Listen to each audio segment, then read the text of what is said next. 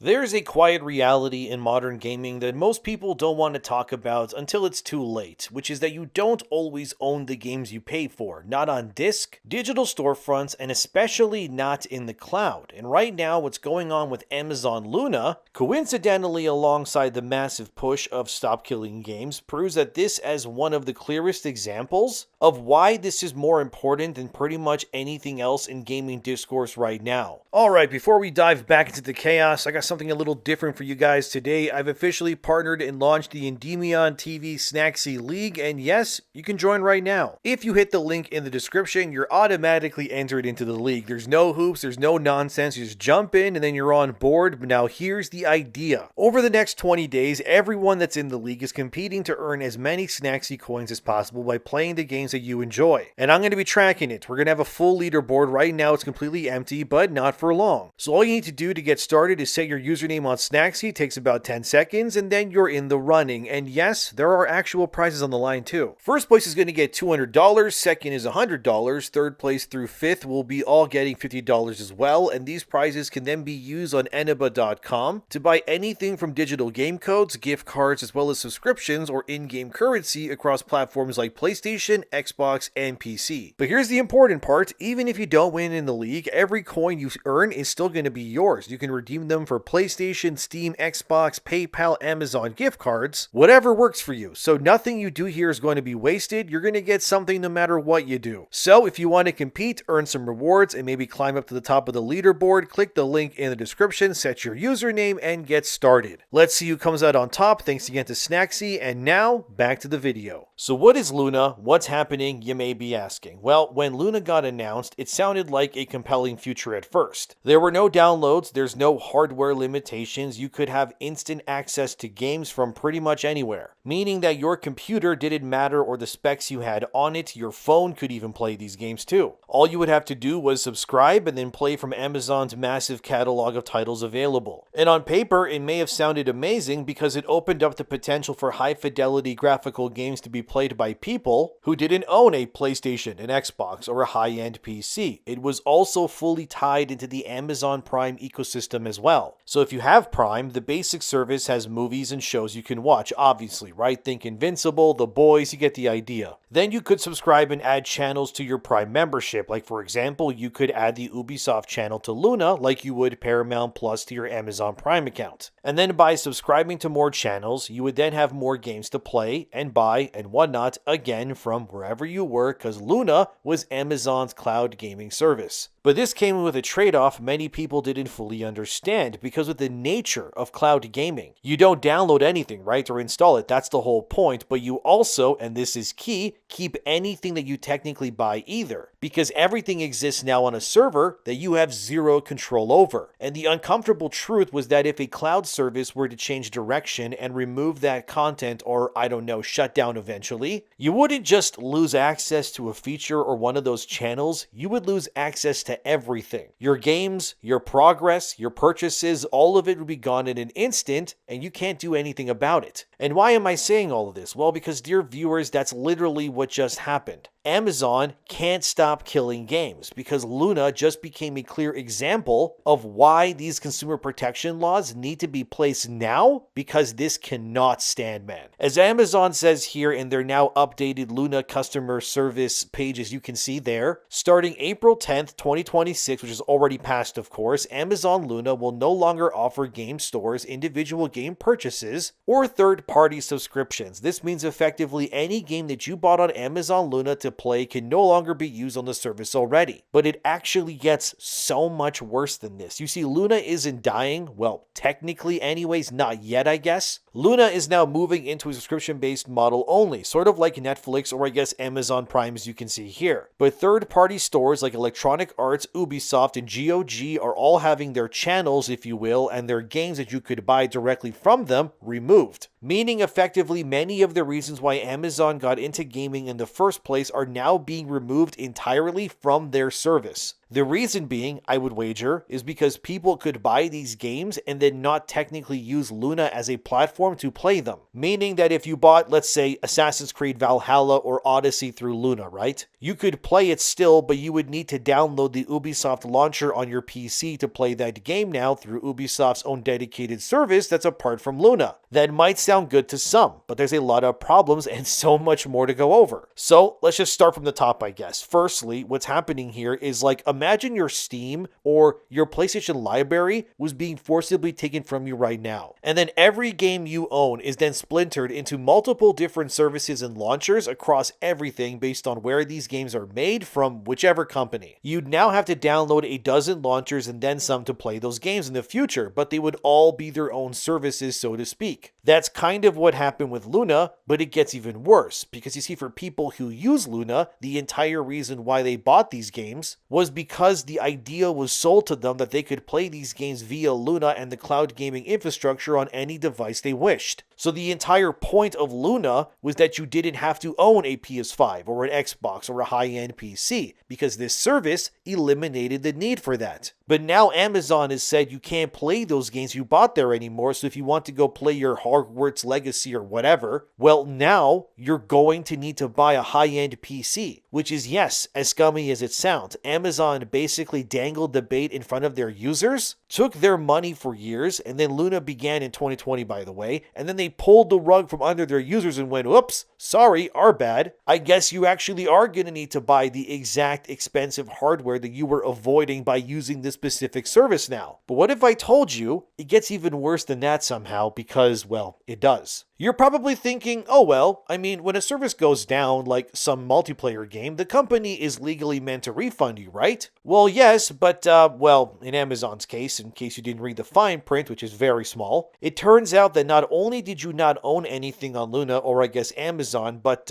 you also can't refund it either. Whoops. Sorry. As seen here from Amazon's own help page, as you can see, as I highlighted there, Amazon will not be refunding anything that you've bought through Luna whatsoever. And also, by the way, all sales are final, and they will not accept any pushback from customers who used Luna for the past 6 years, by the way. So all those games these people bought to play, those channels they subscribed to and all of that, it's all gone now. They quite literally played their customers like idiots, and now Amazon gets to reap the rewards with zero negatives because, well, you didn't own anything anyways. Wait, you thought you owned your games in 2026? That's cute, but no, you didn't. Apparently, that's what Amazon thinks. Amazon just effectively did exactly what Stop Killing Games is trying to push to stop within a week of that movement's new laws being pushed, no less. Like, there really is no shame in the games industry these days, is there? But what about your save data maybe, right? Can't I take my save data for Assassin's Creed or whichever game I'm playing on Luna, move that save data to another service, and then continue playing that game there instead? Well, as Amazon details, as you can see here, yes, you can technically download your save file, and you will only have 90 days to do that, by the way. But as they say in the note there, save data compatibility varies by game and platform and is determined by the game publisher. We cannot guarantee that save data downloaded from Luna will work on other gaming services. Like, you can't be serious, but they are being that. So not only did you guys effectively sever all ties to game ownership, you also now tell people, once the service has been gutted, that, oh yeah, by the way, your save data, it might work, maybe, who knows? I mean, we don't know. We also just don't really care. But you could try to make it work if you want to do that. Not that we care either way, because we're removing that service regardless. Good luck, by the way. Hopefully those hundreds of hours you played in whichever game works out for you, not that it matters to us anyways. So is that scummy? Absolutely, guys. This is frankly insane. Actually, the only reason Amazon did this was pretty simple. Likely, and I am guessing here, but they likely saw that people were buying games through Luna from Ubisoft, EA, you name it, and that they were likely building up these libraries of games that they technically owned in a sense, and eventually would move away from Luna to play on those launchers instead. So Amazon, in their infinite greed, saw that likely and then realized that by actually giving players more choice in how they play and buy their games these days, they were in a sense losing their power over their own customers and consumer rights, because they can take what they bought through us to other platforms. Which means we as Amazon, we're going to lose money in a sense because, oh no, the customer doesn't need us anymore. So in their infinite wisdom, they decided, you know what, we're going to scrap that. Not because it was bad, but because, well, it benefited you, the consumer, and not them as a corporation. Luna is still going to exist in the future, but but now it's going to be a subscription-only service. So what does that mean? Well, you can still play games on it, but you won't be able to buy any games through Luna and then play them that way. Instead, you can now only play what Amazon gives you, sort of like how Netflix only lets you watch movies on their service and that's it too. Which means the further that people will invest into Luna, which again is 6 years deep already, the more power Amazon is having over their consumers' game libraries, their save data, all of it. Because now, let's say in a few years, if Luna were to shut down completely, which is totally within Amazon's wheelhouse to do, because they've done that already to so many other services like in the past, the next time Luna makes the cuts, you will lose everything, probably. You won't have the games because Amazon's providing them, obviously, so you never own them. And even your save data is not going to work either because the platform you're playing it on will only work there. Maybe PC at best, but I doubt it, but who knows? Essentially, what Amazon has done here is revoked consumer rights and protections, while keeping all the money for themselves and giving you the same service for the same amount of money that you were already paying for it, but they are now removing any and all unique reasons for why you would want to own or operate that service in the first place. Amazon quite literally pulled an anti-stop killing games on their consumers, and they want you to be okay that they're going to get away with this. Amazon has already, as you can see here, updated the main Luna website, so the first thing you see when you open the app, it immediately now tells you the bad news. Oh yeah, all those games you bought and liked, sorry, nope, also no refunds. As you can see from Amazon's top games listed here, users who played the trending games like Farming Simulator, Madden, FIFA, Jedi Survivor, and more, they will lose the ability to play any of these games if they bought them through Luna. You will now need to launch these through separate launchers, and if those games are not maybe available via some third-party supported launcher site, which I have to imagine not every game is going to be, well, you're out of luck, even if you bought it. You just lost everything, and you also can't do anything about it, but start over somewhere new. Of course, one website at least is trying to run damage control for Luna, which is DualShockers, as you can see here. They try to mask the problem and say, sure, you lost mostly everything, but not everything.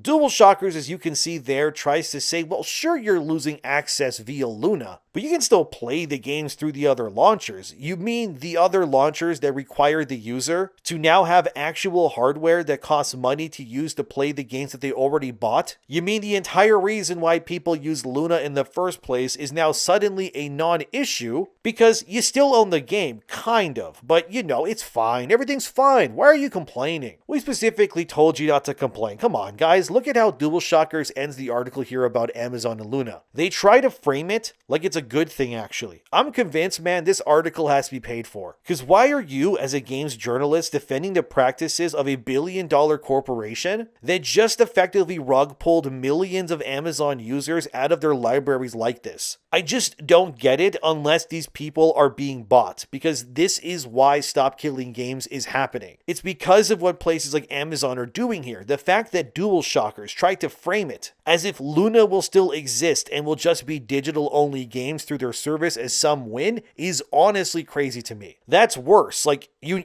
know that, DualShockers, right? I need you to understand that what you're presenting as a solution is by definition an inferior option to what consumers had before. If Amazon was willing to do this on a whim and completely ruin the experience for millions of players, what makes you think they won't stop at just that? All this new meta does for Amazon is they can now rug pull the remaining users again, and this time they will not own anything at all for sure. Again, like, this has to be paid for. There's no other explanation. Amazon, unfortunately, like many others, are also in the business of killing games. I mean, as thegamebusiness.com reported earlier this year, as you can see, Amazon already severed their partnership with Maverick Games, which, in case you don't know, Maverick was a studio founded by ex-Forza developers. They were working, I would assume, on something that was similar to Forza Horizon and Motorsport for Amazon's game services. Which makes sense, right? Since Forza and racing games are a big moneymaker. But no, Amazon instead just pulled the plug like they do all the time, and now that game, whatever it was, is now left with no funding. At the very least, I guess Maverick's game isn't dead. I mean, maybe, but who knows, right? But the fact that the billion-dollar corporation just cut their funding, it's not good news. Amazon also closed down, in case you don't know, a Lord of the Rings MMO game that was also in development. They also closed down another game that was called King of Meat and a MOBA, MOBA, or Massive Online Battle Arena game for short, that was coming from Ubisoft. That was being called March of Giants. Like, that was also destroyed by Amazon as well. But not only that, but you may remember what Amazon called their flagship title, which was New World. So this was an MMO that was meant to be the next big thing, and it was promising a lot, and the hype for that game was real. So New World's debut trailer on their YouTube page, which is still their most watched video, has 17 million views as of this video being made. The appetite for a new compelling MMO was very real, and despite New World reaching massive player numbers and effectively being at one point one of the most played games in gaming, Amazon, as Polygon reported here, has decided to completely shut down that MMO for good. The reason for New World's cancellation, as Amazon says here, the recently launched Season 10 and Night Haven update will serve as the final content release for New World on PC and consoles. After 4 years of steady content updates and a major new console release, we've reached a point where it is no longer sustainable to continue supporting the game with new content updates. So New World was then officially discontinued. The staff who worked years on this game were laid off, and the game would be removed from all digital storefronts. Currently, you can't even download the game anymore, as New World is already delisted on all platforms. Players that still have the game downloaded at least can still play New World until January 31st, 2027. And then at that point, New World will cease to exist for everyone. I did decide to look up if Amazon will be refunding players for all the money they spent on the game, but apparently the only refund that Amazon is going to issue is for players who bought the newest New World expansion. However, the fine print, like always, is that you will only get a refund on this particular new expansion purchase if you bought it within 30 days of New World being confirmed to be going offline. What this means is that for any diehard New World fans who likely,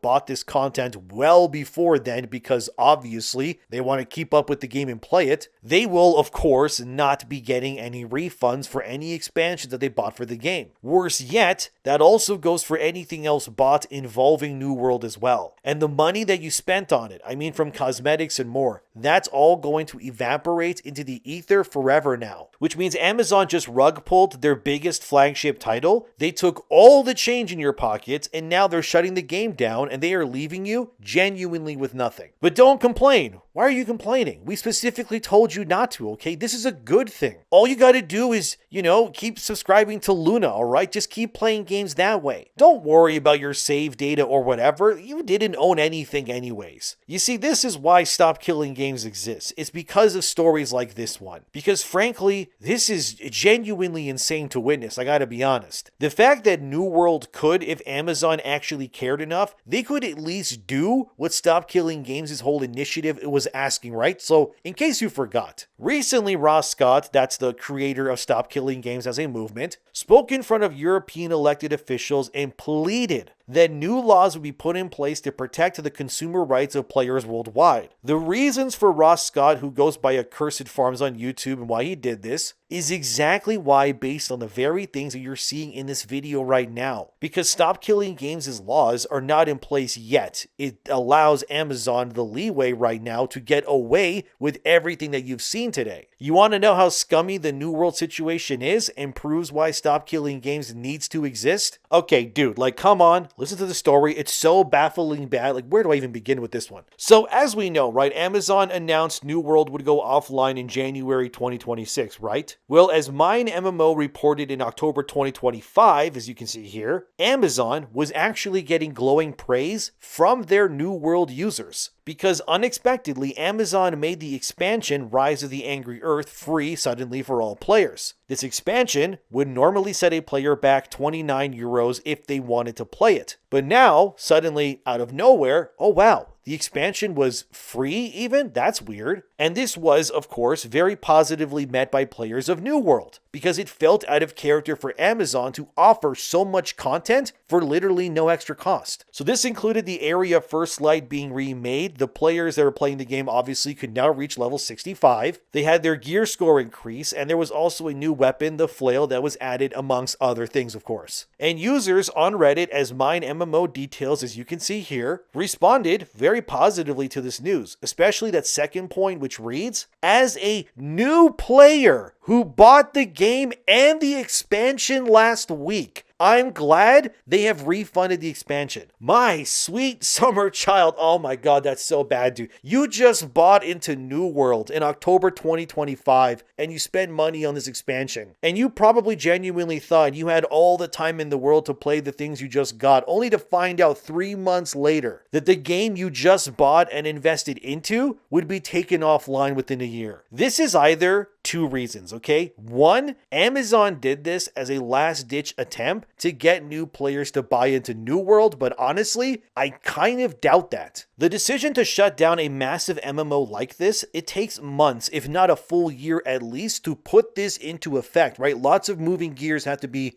stopped and whatever. Anyways. And the other reason, which in my opinion is far more scummy and very much more likely, is that Amazon wanted to siphon as much money as humanly possible from their existing player base before announcing that the game was shutting down. So by giving you an expansion for free, it would make the players who are already there possibly going to spend more money as a thank you, right? In the cosmetic store, because Amazon was looking out for the little guy. But at the same time, this would entice new players to come into the game, which would also make Amazon money as well, even though they knew the game was going offline anyways. So they knew, and they did this anyways. They lured in people at the end of the road just to squeeze as much money as they could from them. Scummy doesn't even begin to describe this, but by God, dude, it's so gross to see, man. The thing is that what Stop Killing Games has issued as a solution would directly coincide with the longevity and integrity of a game like New World. Ross Scott, during his EU hearing, suggested that companies that know their games are entering an end-of-life plan, they need to ensure there is a tangible way to keep these games alive beyond the official support. Some suggestions included peer-to-peer servers, which has been done in the past for many older games already, and Amazon could also, if they wanted to still make money and not be total scumbags about it, they could just take New World and all of its content and whatnot and systems and then transform the MMO game experience into a single-player RPG that could be sold as a standalone title. A recent example of this working out very well is Crimson Desert, which was also an MMO that turned single-player game too. The point is that Amazon effectively throwing New World in the trash was a grave sin because people still play the game. And the fact that they have no plans to save the game in any form despite solutions being given by Stop Killing Games is why that movement needs to succeed. Otherwise, every game could suffer a similar fate where nobody can play it and all the work and money spent was for naught except the executive pay bonuses who make off like bandits all the time. And the integrity of game development then continues to worsen and not get better. It's just a shame, and it does need to be fixed, right? Stop Killing Games' website got an upgrade as well, which I'll link in the description box below, but as seen here, the goal is simple. The initiative exists to preserve the games made by developers, protect the consumer rights of players, and offer legal action alternatives when companies like an Amazon, for example, decide to just self-destruct everything like they literally just did. Because what we just saw with Luna, that was a big warning, because it was a model that was never designed around ownership, but instead access, temporary at that. And this story is relevant because one, I don't see enough people speaking about it, which is already concerning to me. But two, if you pay for a game, you should have the right to keep that game in the future. But once you factor in cloud gaming, which Luna provides, the concept of ownership gets even foggier. Because ownership means you should be able to play it whenever you want to, and what Luna and services like it want games to be instead is you can play it as long as we let you play it. And you can enjoy games as long as the servers stay online, or for as long as the company allows it to. And the more everything keeps moving towards subscription-based services, cloud platforms, and always online ecosystems, that needle keeps moving further and further away from digital game ownership. And once that becomes the norm, every game becomes temporary, and every purchase you make is going to be conditional. And if we can't be dependent on these platforms, then nothing is in our favor, is it? Luna may not be a catastrophic collapse to some, but it's still a glimpse into what video games and ownership will become if Stop Killing Games doesn't get the support that it needs. You won't own anything, you won't control anything either, and you could never preserve an experience even if you wanted to. These limitations are already in place, and for years, sure, the industry may have sold players a vision of convenience. You can play anywhere, you can access everything, but you're going to own nothing in return. And that may have sounded like the future for a while, but now that we're finding out and realizing what that future is actually going to cost us, it doesn't seem worth it, honestly, because once a game exists only in some digital cloud, it's over. You won't own anything. You probably won't be happy, but they want you to believe that you have nothing you can do to stop it either. And the fact they want us to normalize the concept of once they turn something off, we have nothing left, it's just crazy to me. So no, I say no. All we can do for now is raise awareness for Stop Killing Games, and whenever a new petition arises, that we show it our support by signing it and vocally shouting it out so more people know about it, because this cannot stand the way that it is right now. It doesn't matter what you think politically here or who you like or don't like right now, because we are all in this together, okay? So put down the pitchforks and let's try to save our favorite hobby before it gets ripped apart any further by these greedy corporations, okay? I think that sounds pretty fine to me. And remember to once again check out the Snaxy leak in the link in the description box below, and thanks again to Snaxy for sponsoring this video. Thanks for watching, subscribe if you want to, and just stay vigilant. I'll keep you guys up to date on whatever crazy thing happens next. You can bet on it, and I'll see you next time.